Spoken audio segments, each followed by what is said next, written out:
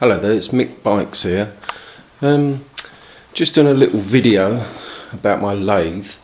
I bought this off a friend, got it cheap because he wanted it out of his garage about, I don't know, 10 or 12 years ago.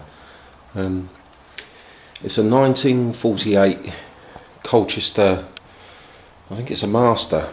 And it's a bit of an unusual one because it has, I've taken this cover off at the moment, but it has all the cutting gears in it. This year, from what I can find out on the internet, it was a little bit unusual to have it all built in, but I might be wrong.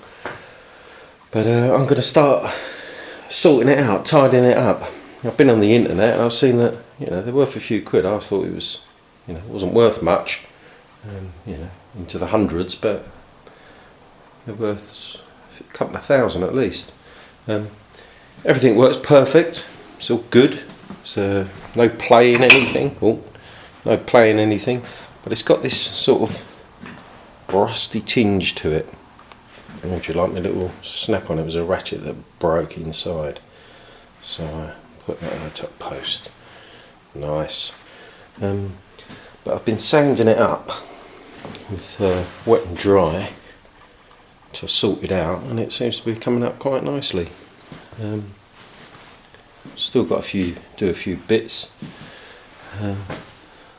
Like all this crud in there, I'll scrape as much off. These, they're not sort of screwed in, they're just little brass screws just poked in holes. But I'll pull those out, take these off, and what you do, you heat them up, spray them, because it dries really quick. I'm talking about these little labels, and then rub them on, get a bit of glass, put a bit of wet and dry on it, and rub it on there, and it wears the top layer off of the raised bit, and then you end up with a nice label back.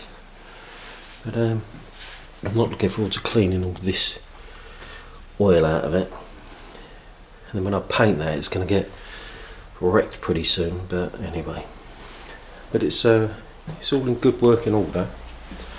I could do with a bigger motor. It's only a 1 horsepower. But yesterday I went to look at a job, and they've got a pig feeding system, and I saw a motor up on this system that's up in the air and there's like a screw, and it feeds like pigs anyway. And let's hope it's about 2 horsepower, because if I put this into top, which is about 660 I think, it can't really handle it, especially if I go and put the thread cutter. If I put that in gear as well, the motor can't handle it. But I'm going to give it a good. I'll sand all this up, clean it all up so it's all lovely and shiny, like the ones I see on the internet, and I'll keep you updated. I'll show you what I've already done.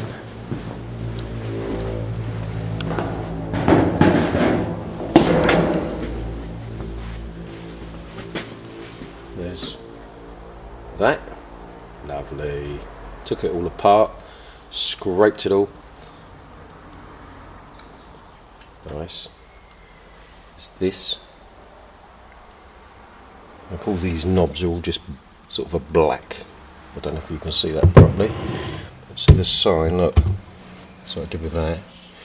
Just spray it and flat it off. Looks good.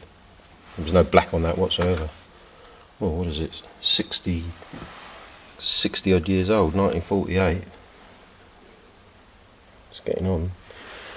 That's the little dial readout thing that goes. Anyway, it's a shame that it's not metric. But then it wouldn't be, would it?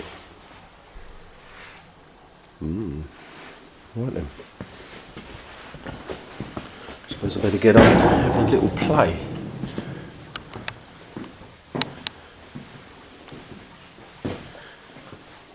I made this thing as well. This was for a spiral staircase, and the customer didn't want this bit at the top. You can see that was the leg that goes right up the middle of the spiral staircase, and this was the top step.